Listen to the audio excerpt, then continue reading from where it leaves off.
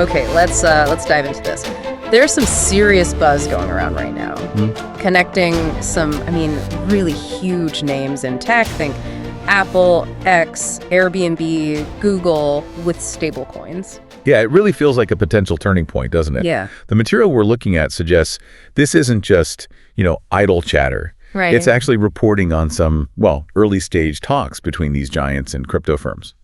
Exactly. So in this deep dive, that's our mission, right? To unpack that buzz. Why are these huge tech companies even looking at stablecoins? What's the opportunity they see? Yeah, what's the opportunity according to this reporting? And maybe crucially, who does the material point to as potentially having the infrastructure needed? The right plumbing to make it work at that kind of massive scale. Precisely. Because, if this happens, if stablecoins get integrated across platforms that billions of people use daily, the impact could be, staggering. Staggering is the word. This report really highlights how it could reshape things fundamentally. Global payments, how we think about online identity, even financial access for, the unbanked. Huge potential. The scope is just immense. Absolutely. But, the material we have is also pretty realistic. It doesn't paint it as some simple switch flip. No, not at all. It points out some really big challenges, like navigating the incredibly complex web of global regulations. That's a big one. Huge.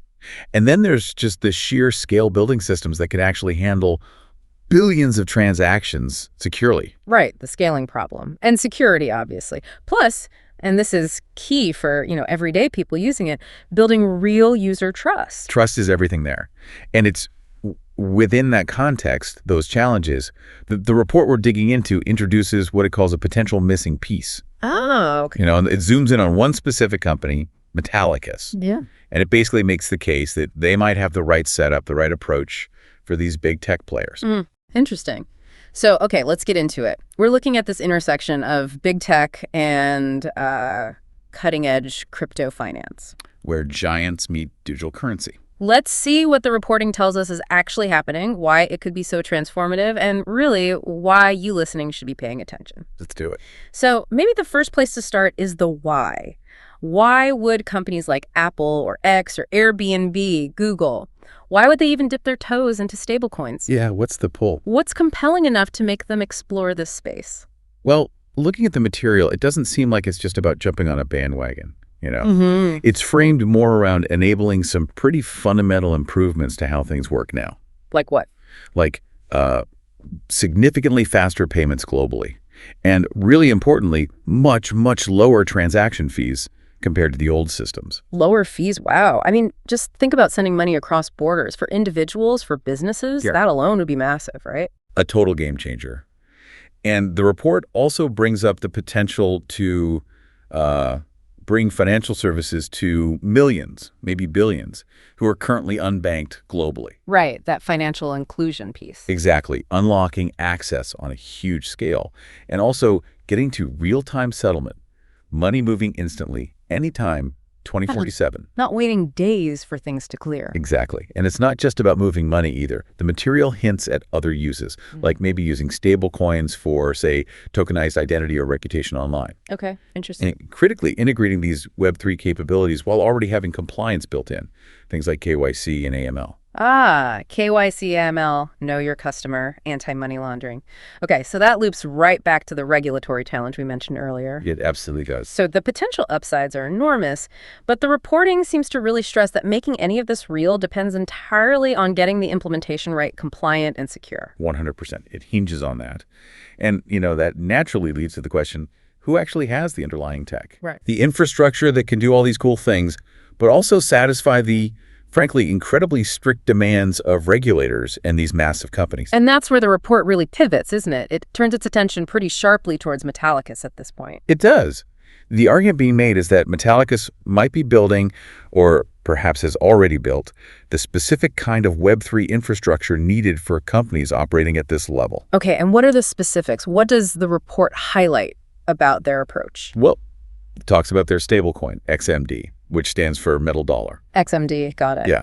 It's described as being backed by multiple assets with big focus on trust, transparency, and making it work across different systems, interoperability. Okay. But the really crucial bit, at least from the perspective of these big companies, is that it's apparently designed from the very start to be compatible with KYCML. So compliance isn't an afterthought. Exactly. Not bolted on later, but built into the core. Tailored for companies that have absolutely no choice but to follow strict regulations. That sounds, well, essential for someone like Apple or Google.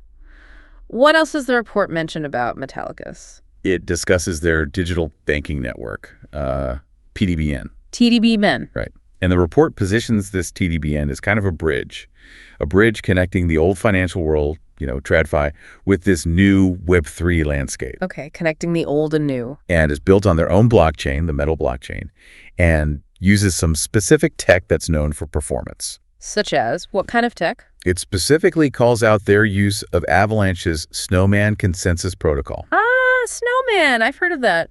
Known for speed, right. Exactly. It provides what's called instant finality.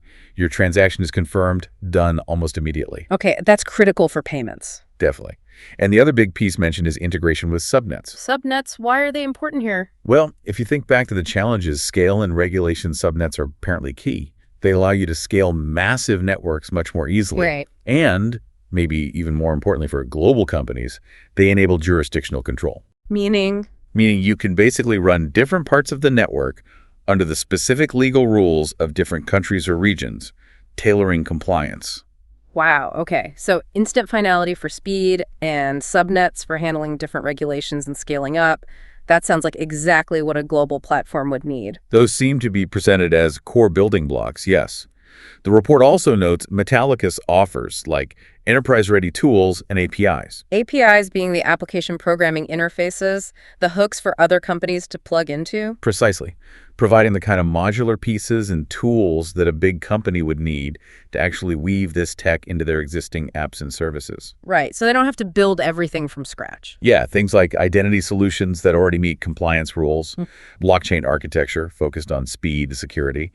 The report frames it as Metallicus having built the enterprise toolkit. The toolkit needed to navigate the regulatory maze while still offering something cutting edge. That's the picture painted. And there's one more point the report makes, specifically about how Metallicus views compliance itself. Oh, how so? This is where the source argues they really stand out.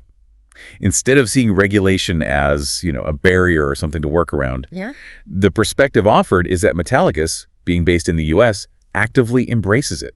They run toward regulation, making compliance a core part of their strategy. Okay, leaning into it rather than fighting it. Exactly. And the report argues that approach makes them a potentially much more attractive, more trustworthy partner for these heavily regulated tech giants. Right, that makes sense. So putting it all together, the core argument in this report seems to be that Metallicus is uniquely positioned. Yeah, and that's the thrust. Positioned to meet the very specific, very high-stakes needs of big tech companies exploring stablecoins because of their compliance-first design, their specific stablecoin, and this network built for scale and regulatory complexity. That sums up the case presented in the report pretty well, yes. Yeah. Frame Metallicus as a potential ready-made infrastructure solution for those big hurdles. Okay, so let's just recap briefly.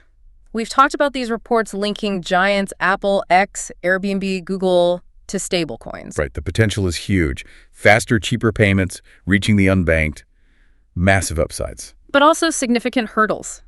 Regulation, scale, trust. Those are the big three. Definitely. And this specific report we've focused on really shines a light on Metallicus. Yeah, highlighting their XMD stablecoin built with compliance baked in. And their digital banking network, TDBN, using tech like Avalanche's Snowman for speed and subnets for scale and jurisdictional control. Presenting them as a potential partner tailor-made for large regulated companies trying to navigate this complex space. That's the core argument laid out. And thinking about it, this really isn't just some abstract tech story, is it? Not at all. If this kind of adoption happens, if these platforms you use every day start integrating stablecoins, the way the report suggests it could fundamentally change the basics of your financial life, how you pay for stuff, how your identity works online, who gets access to financial tools globally. Absolutely. And the report really stresses it's not just if they adopt stablecoins. The huge factor is how they do it. The how is critical. Yeah, emphasizing that compliance, speed, and user trust are absolutely non-negotiable for this to work at scale. So here's something to think about as we wrap up. As you consider this potential future where stablecoins become part of these mainstream platforms. The ones you interact with daily. Exactly. What parts of your financial world Buying coffee, sending money to family, maybe even just proving who you are online could be most impacted. And maybe more profoundly, what is this intense focus on how companies approach compliance, like the focus on Metallicus in this report? Yeah. Tell us about the real path forward. Yeah, the path for Web3 moving from, the Wild West into our everyday lives.